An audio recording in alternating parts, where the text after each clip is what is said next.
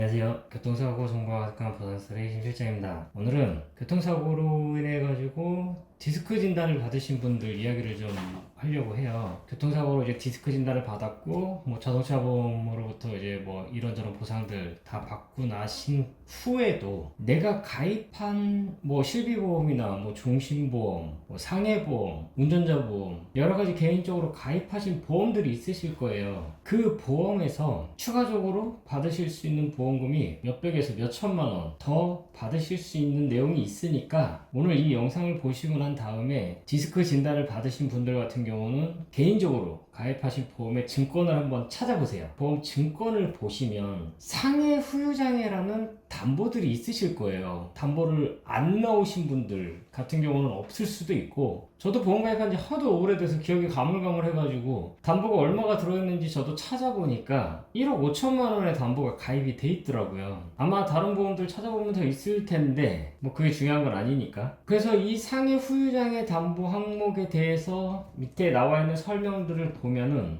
이렇게 돼 있으실 거예요. 상해로 3% 이상 80% 미만의 후유 장애 시 가입 금액 곱하기 장애 지급률, 이 금액을 지급을 하겠다라고 아마 밑에 설명이 이렇게 나와 있을 거예요. 그러면 디스크 진단을 받았는데 이게 뭔 상관이냐, 또 이렇게 말하시는 이제 성질 급하신 분들 계시죠. 보험에서 이야기하는 후유 장애에는 디스크, 즉 추간판 탈출증도 여기에 포함이 돼 있습니다. 그리고 이 추간판 탈출증에 대해서 보험금을 몇 프로를 지급을 한다라고 약관에 정해져 있죠. 지금 이 표를 보시면 약간의 추간판 탈출증, 뚜렷한 추간판 탈출증, 심한 추간판 탈출증, 이런 식으로 추간판 탈출증에 대해서 등급을 정해놓고 있고 지급률을 10%, 15%, 20% 이렇게 정해놓고 있어요. 그러면 저는 1억 5천만 원 담보가 가입이 돼 있기 때문에 교통사고로 디스크 진단을 받게 된다고 한다면 약간의 추간판 탈출증 지급률 10%에 해당하는 1,500만 원을 내 보험사로부터 지급을 받게 되겠죠. 왜냐하면 교통사고가 상해잖아요. 이 사고로 인해 가지고 디스크 진단을 받았고, 이로 인해서 제가 어떤 후유 장애가 있다는 부분을 입증을 하게 된다고 한다면 보험사에서는 제가 가입한 1억 5천만 원의 지급률 10%에 해당하는 1,500만 원을 지급을 해야 되는 거죠. 그럼 제가 지금 추간판 탈출증에 대해서 약간의 추간판, 뚜렷한, 심한 이런 세 가지가 약간에 있다고 말씀을 드렸는데, 그럼 이거를 구분하는 기준은 뭘까요? 이것 또한 약관에 잘 나와 있습니다. 그래서 약관을 보시면 약간의 추간판 탈출증에 대해서는 이러한 기준이 있다, 뚜렷한은 이렇다, 심한은 이렇다 이렇게 되어 있는데, 뚜렷함부터는 수술을 해야지만 인정이 되는 부분이 있어요. 대부분의 디스크 진단을 받으신 분들이 수술을 안 하시는 케이스들이 많다 보니까 대부분은 이제 약간의 추간판 탈출증, 만약에 수술을 하신 분들이라고 한다면 그 이상의 등급에 해당하는 내용이라고 한다면 그 금액을 지급을 받으신다고 생각을 하시면 돼요. 그래서 가장 많은 분들이 있는 약간의 추간판 탈출증 같은 경우는 CT나 MRI에서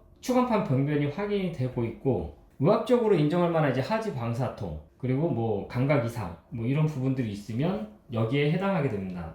그래서 교통사고로 디스크 진단을 받으신 분들 보면 대부분 CT나 MRI 촬영을 하시고 난 이후에 디스크 추간판 탈출증 진단을 받고 계시거든요. 그러니까 당연히 영상으로 확인이 되고 있는 부분이 있고, 디스크의 대표적인 증상이 방사통이죠. 그리고 감각 이상, 근력 저하, 이러한 부분들이 디스크의 대표적인 증상들인데, 의사가 이를 확인해서 진단서를 발행을 해준다고 한다면 마찬가지로 약간의 추간판 탈출증에 해당하는 금액을 지급을 받으시게 되는 거죠. 그럼 여기까지 설명했을 때 저는 교통사고 디스크로 1,500만 원의 금액을 내 보험에서 지급을 받도록 그렇게 되어 있는데, 여기서 이제 문제가 되는 게 하나가 있습니다. 뭐냐면 추간판 탈출증에 대해서 장애 판정의 기준을 보면은 퇴행성 부분을 제외한 사고로 인해 악화된 부분만 지급을 하겠다라고 명시를 하고 있어요. 그래서 제가 추간판 탈출증에 대한 이야기들을 할 때 항상 사고 기여도 이런 얘기를 귀에 못이 박히도록 이야기를 했었는데, 그 부분도 여기에 그대로 적용이 되는 겁니다. 그래서 만약에 제가 사고 기여도가 50%다 그럼 아까 1,500만 원에 50%인 750만 원만 지급을 받게 되는 거죠. 근데 여기서 좀 끝났으면 좋겠는데, 여기에서 이제 문제가 되는 게 하나가 더 있습니다. 그게 뭐냐면, 며칠 전에 어떤 분이 이야기를 하셨는데, 제가 지금 설명하는 개인보험 후유장에 대해서 어떤 손사와 상담을 했는데 가입 금액의 2%를 지급을 받을 수 있다고 설명을 하더라. 찾아보니까 보험 약관의 지급률의 10%, 아까 제가 처음에 말씀드렸던 1,500만 원 10%를 지급을 받을 수 있다라고 돼 있는데, 얘는 왜 왜 2%를 얘기를 하는 거냐, 일 나가리로 하는 거 아니냐, 뭐 이런 식으로 이제 글을 써놓으신 게 하나가 있어가지고 아마 많은 분들이 이런 부분에 대해서 좀 오해를 하고 계시는 것 같은데, 이게 왜 그러냐면 추간판 탈출증에 대해서 영구장애에 해당하는 장애 진단서가 안 나오고 있다는 거죠. 물론 나올 수도 있어요. 대부분은 한시장애로 평가를 하고 있다는 거예요. 이 부분에 대해서도 보험 약관에는 잘 설명을 해놓고 있는데, 이러한 후유 장애에 대해서 만약에 그 장애의 기간이 5년 이상의 한시장애로 평가가 되고 있으면 해당 장애 지급률의 20%만 지급을 하겠다라고 약관에 못을 박아두고 있습니다. 이게 무슨 얘기냐면은 아까 약관의 추간판 탈출증의 지급률이 10%였었잖아요. 그러면 그 지급률 10%에 20%에 해당하는, 그러니까 2%가 되겠죠. 2%만 지급을 하겠다. 어떨 때? 한시장애일 때. 근데 추간판 탈출증은 대부분 의사가 한시장애로 평가를 하고 있다는 거죠. 그러면 사고 기여도하고는 무관하게 한시장애이기 때문에 지급률의 2%만 지급을 하겠다.